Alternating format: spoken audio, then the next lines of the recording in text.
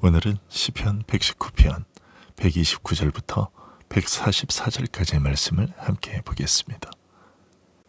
사람은 음식을 먹지 않고도 한 달을 버틸 수 있고 물을 마시지 않고도 며칠을 버틸 수 있습니다. 그러나 공기가 차단되면 단 몇 분 만에 질식하여 죽음에 이르게 됩니다. 숨을 쉰다는 것은 생존에 가장 긴급하고도 절대적인 조건이지요. 오늘 우리가 살아가는 현실을 돌아보면 어떻습니까? 143절의 고백처럼 환난과 우환이 우리를 덮칠 때가 얼마나 많습니까? 뜻대로 풀리지 않는 경제적인 압박과 내 몸을 통제할 수 없는 질병과 노화, 사람들과의 갈등과 억울함이라는 거친 파도가 쉬지 않고 몰려와 우리를 덮칩니다. 이 세상의 공기는 너무나 탁하고 무거워서 가만히 숨을 쉬고 사는 것만으로도 가슴이 답답하고 영혼이 질식할 것 같은 영적 호흡 곤란을 우리는 매일 경험하고 있습니다. 이토록 숨이 막히고 짓눌리는 세상의 한복판에서 우리는 도대체 무엇으로 숨을 쉬며 살아가야 할까요? 세상 사람들은 돈이라는 산소 호흡기를 달고 발버둥치고 세상의 쾌락이라는 공기를 들이마시며 잠시의 답답함을 잊어버려야 합니다. 그러나 오늘 본문의 시인은 환난과 멸시가 덮쳐오는 그 캄캄한 흑암 속에서 하늘을 향해 고개를 들고 하나님의 말씀을 향해 입을 벌리는 영적 호흡을 우리에게 보여줍니다. 무너지는 삶 속에서 어떻게 말씀이 우리의 유일한 생명이 되는지 알려줍니다. 먼저 129절에서 시인은 주의 증거들은 놀라움으로 내 영혼이 이를 지키나이다 라고 고백합니다.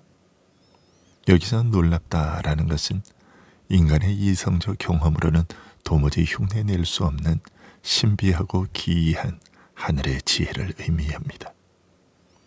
또 140절에서는 주의 말씀이 심히 순수함으로 주의 종이 이를 사랑하나이다 라고 선포합니다. 이 세상에 존재하는 모든 지식과 사람의 말에는 불순물이 섞여 있습니다. 나를 위로해주는 사람의 말도 변덕스럽고 세상의 철학도 시대가 지나면 낡아버립니다. 그러나 오직 창세전부터 영원까지 변함없으신 하나님의 말씀만이 용광로에서 찌꺼기를 걸러낸 순금처럼 심히 순수합니다. 그래서 130절은 말합니다. 주의 말씀을 열면 빛이 비치어 우둔한 사람들을 깨닫게 하나이다. 내가 훌륭해서도 아니고 내 지능이 뛰어나서도 아닙니다. 141절에서 말하듯 나는 그저 미천하고 멸시받는 자유, 앞뒤를 분간할 수 없는 우둔한 자입니다. 하지만 성령께서 내 캄캄한 영혼에 그 순수한 말씀을 펼쳐서 열어주시면 비로소 내 인생이 어디서 와서 어디로 가는지, 인생이 겪는 이 고난의 의미가 무엇인지를 해석할 수 있는 생명의 빛이 들어오게 됩니다. 말씀이 이토록 기이하고 순결한 생명의 비침을 깨달은 시인은 이제 131절에서 놀라운 고백을 터뜨립니다. 내가 주의 계명들을 사모함으로 내가 입을 열고 헐떡이었나이다. 여기 헐떡인다는 말의 원어는 마라톤 선수가 40km를 달린 후 심장이 터질 것 같아 입을 벌리고 산소를 들이마시는 모습, 혹은 뜨거운 사막에서 오아시스를 찾지 못해 목이 말라 죽어가는 짐승의 거친 호흡을 묘사하는 단어입니다. 오늘날 많은 교인들이 하나님의 말씀을 구한다고 하면서도 너무나 차갑고 가볍고 사변적으로 진리를 대합니다. 그러나 시인의 이 헐떡거림은 생존을 향한 최고의 갈망이자 처절함입니다. 시인이 말씀을 읽는 것은 한가로운 지식인의 독서가 아니었습니다. 하나님, 이 말씀이 없으면 저는 단 1분도 살 수 없습니다. 세상의 환난과 억압이 제 목을 조여올 때 내 영혼의 은혜의 말씀이라는 산소가 공급되지 않으면 저는 당장 질식하여 죽고 맙니다. 이것이 시인의 심정이었습니다. 이렇게 입을 벌리고 헐떡이며 은혜를 구하는 것이 사실 성도의 영적 생존 본능입니다. 예배의 자리에 나올 때 여러분의 호흡은 어떻습니까? 오늘도 좋은 말씀, 위로가 되는 교양 강좌 하나 듣고 가자는 아니라고 차가운 마음입니까? 아니면 세상에서 짓밟히고 찍히며 내 힘으로는 단 한 걸음도 걸을 수 없는 영적 무력함 속에서 주님, 오늘 제게 생명의 말씀을 부어주지 않으시면 제 영혼은 죽습니다. 저를 살려주십시오 라며 입을 크게 벌리고 십자가의 은혜를 향해 헐떡이는 그런 갈망입니까?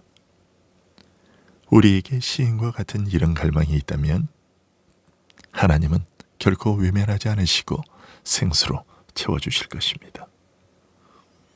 그렇게 진리를 향해 헐떡이는 자는 필연적으로 세상을 향해 뜨거운 눈물을 흘리게 됩니다. 136절을 보십시오. 그들이 주의 법을 지키지 아니하므로 내 눈물이 시냇물같이 흐르나이다. 또 139절을 보십시오. 내 대적들이 주의 말씀을 잊어버렸으므로 내 열정이 나를 삼켰나이다. 세상은 말씀을 조롱하고 버렸습니다. 그 참담한 현실을 보며 시인의 가슴에는 거룩한 분노와 하나님의 이름이 훼손된 것에 대한 견딜 수 없는 애통함이 끌어올라 마침내 자기 자신을 다 태워버릴 정도의 열정으로 눈물을 쏟아냅니다. 우리의 눈물은 어디로 향하고 있습니까? 내 집값이 오르지 않아서, 내 건강이 예전 같지 않아서, 내 자식이 성공하지 못해서 그렇게 흘리는 육신적인 눈물에만 멈춰 있지는 않은지요. 내 영혼이 말씀을 향해 헐떡이는 산 호흡을 회복할 때 우리는 비로소 주의 법을 따라 영원한 지옥의 불구덩이로 향하는 이 세상을 향해 애통하는 거룩한 제사장의 눈물을 흘릴 수 있게 됩니다. 오늘 말씀을 맺습니다. 143절과 144절은 우리 인생의 현실과 기독교의 해답을 명확하게 요약해 주고 있습니다. 환난과 우환이 내게 미쳤으나 주의 계명은 나의 즐거움이니이다. 주의 증거들은 영원히 의로우시니 나로 하여금 깨닫게 하사 살리게 하소서. 짓누르는 환난, 우환의 현실 속에서 우리는 어떻게 숨을 쉬며 살 수 있을까요? 우리를 위해 친히 입을 열고 헐떡이셨던 분이 계십니다. 우리 주 예수 그리스도십니다.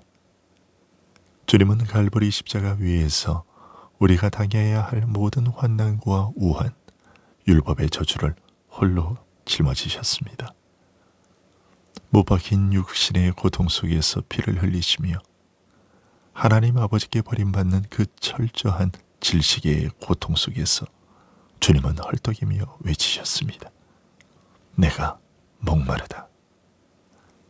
주님이 십자가에서 당하신 그 영혼과 육신의 헐떡임이 있었기에 죄와 사망의 물결 속에 질식하여 죽어가던 우리에게 성령의 생기, 영원한 구원의 산소가 공급될 수 있었던 것입니다.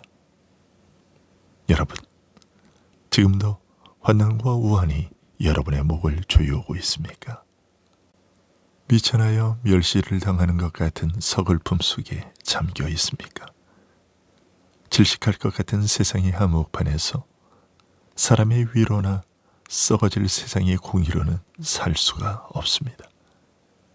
우리를 살리시기 위해 십자가에서 피 흘리신 예수 그리스도의 은혜만이 우리를 숨쉬게 합니다. 그분을 향해 영혼의 입을 크게 여십시오. 생명 되신 십자가의 말씀을 향해 목마른 사슴처럼 헐떡이십시오.